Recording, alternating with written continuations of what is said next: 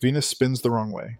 It turns slower than it completes a full trip around the sun, and for nearly all of human history, nobody knew. Thick, unbroken clouds have always hidden Venus's surface from view.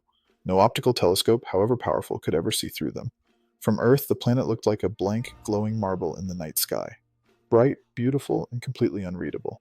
Its true nature stayed locked away, invisible for centuries of observation. Ancient astronomers charted its path across the sky in careful detail. None of them could say which way it actually turned underneath those clouds. Then, in the early 1960s, scientists tried something entirely different. They aimed radio dishes at Venus and fired radar pulses across space. Those pulses crossed millions of miles, struck solid ground, and bounced home. Buried in the returning echoes was a signal nobody expected to find. Venus wasn't spinning the way any other planet spins. It was turning backwards and doing so with agonizing slowness.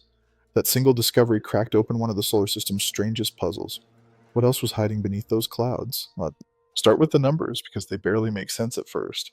Venus takes about 243.02 Earth days to turn once on its axis. Measured against the distant background stars, that's one complete Venusian day.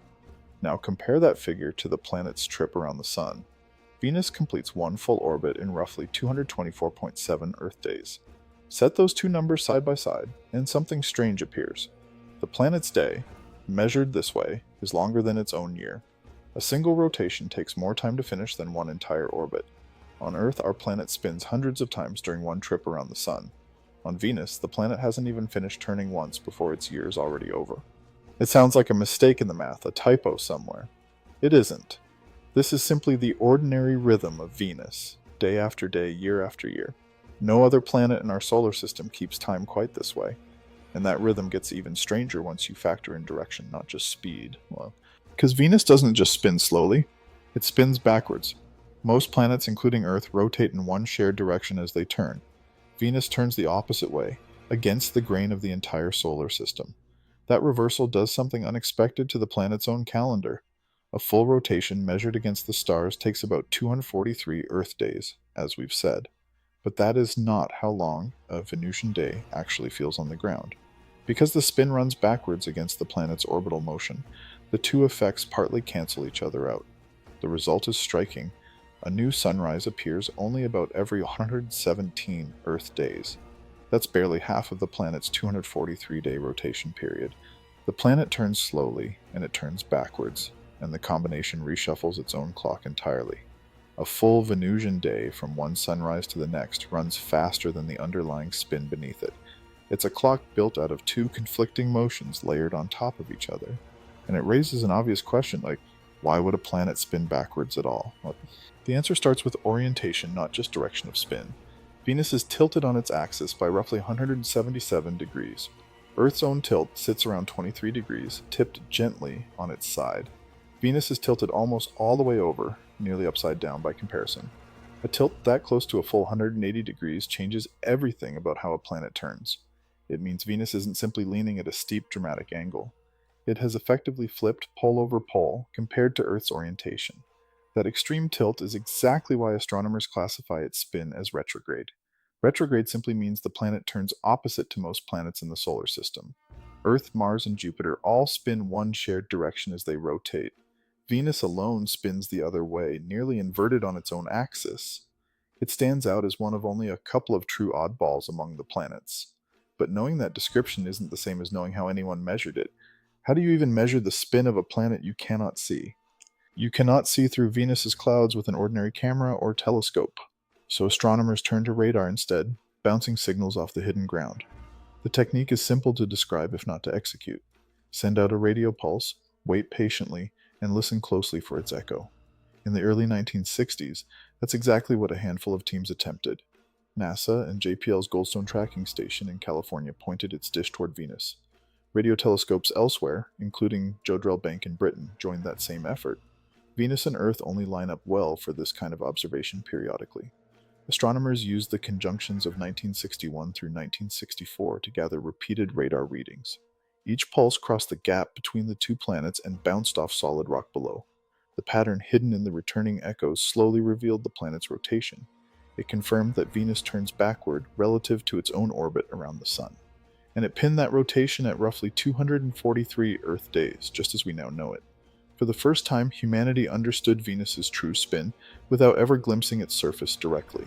Solving the rotation mystery, though, only exposed a second mystery hiding just above it.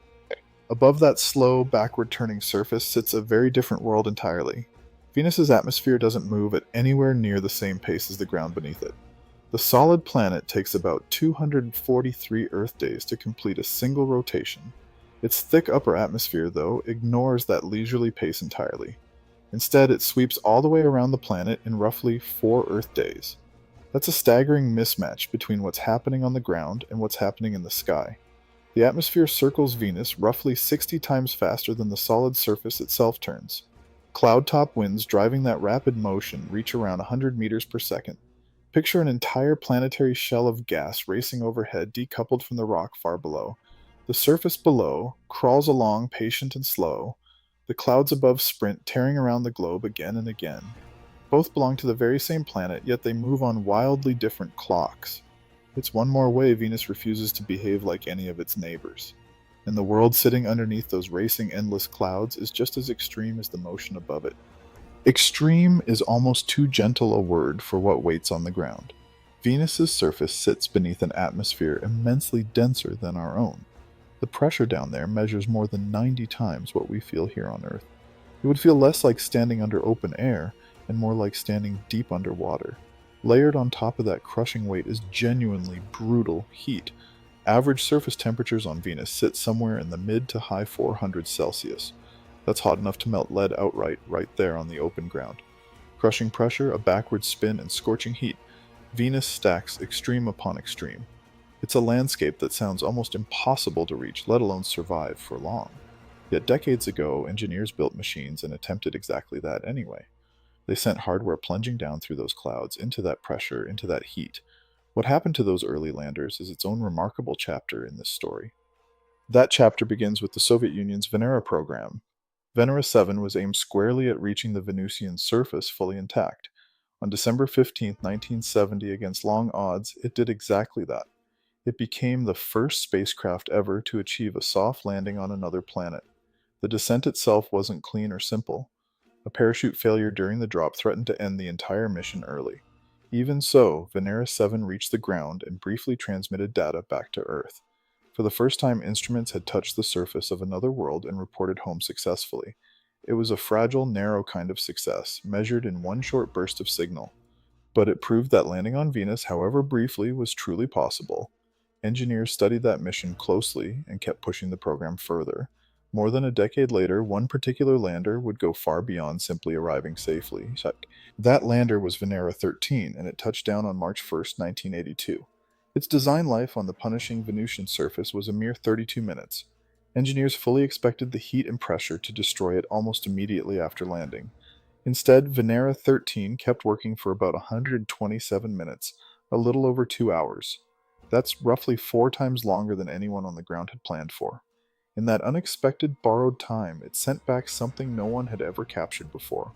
The very first color photographs ever taken from the surface of another planet. Images of that rocky ground framed by the crushing, superheated Venusian sky above it. It was a landing built to fail fast, and it simply refused to cooperate. For a few borrowed minutes, humanity had genuine eyes on another world's ground. Landers like Venera 7 and Venera 13 showed us Venus up close, one small patch at a time. But to understand the whole planet, someone still needed a much wider view. That wider view came from orbit, not from the surface itself. NASA's Magellan spacecraft arrived at Venus to map it using its own onboard radar. Rather than landing, Magellan circled the planet and looked straight down through the clouds. Its radar could trace the shape of ground that the human eye would never see directly. Over the course of its mission, Magellan imaged roughly 98% of Venus's entire surface. That's remarkably close to a complete map of an entire alien world. The mission ran from 1990 until 1994, gathering data orbit after orbit. When its work was finally done, mission controllers made a deliberate final choice. They sent Magellan plunging directly into Venus's thick atmosphere, ending the mission by design. It burned away in the very same dense air that had hidden the planet for so long. Between the Venera landers on the ground and Magellan's radar maps from orbit, Venus finally had a face. A detailed, nearly complete picture of a world once totally hidden from view. Yet all of this only set the stage for what would come next. Venus, it turns out, isn't finished being explored just yet. In June 2021, NASA announced its next steps back toward that planet. Two new missions were selected under NASA's Discovery program that year. One is called Da Vinci, the other is called Veritas. Both were chosen specifically to return to Venus after decades of relative neglect. Launches for these missions were planned for later in the decade. Together, they promise fresh eyes on that backward spinning, superheated world. New instruments, new data, and new chances to test long standing questions. Questions about that impossible clock, and about why Venus ended up this way. Decades after Goldstone's radar first caught that reversed backward spin, new spacecraft are finally heading back. The mystery first uncovered by radio dishes in the 1960s is far from fully closed.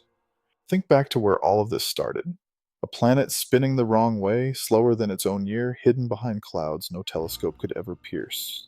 Radar cracked that secret open in the early 1960s, using dishes at Goldstone and Jodrell Bank. It revealed a world tilted almost completely upside down, turning backwards against nearly all its neighbors. A world where the ground beneath your feet would creep around once every 243 days, while the sky above raced around in only 4. A world crushed under roughly 90 times Earth's air pressure and hot enough to melt lead outright. Soviet landers proved, for a few borrowed minutes at a time, that reaching that ground was possible.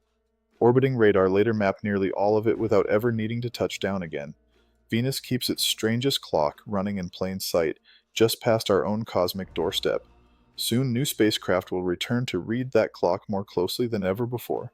If a planet this close to home can still hold secrets like these, imagine what else is quietly waiting out there. Follow along and be there when the next mission sends its first signal home.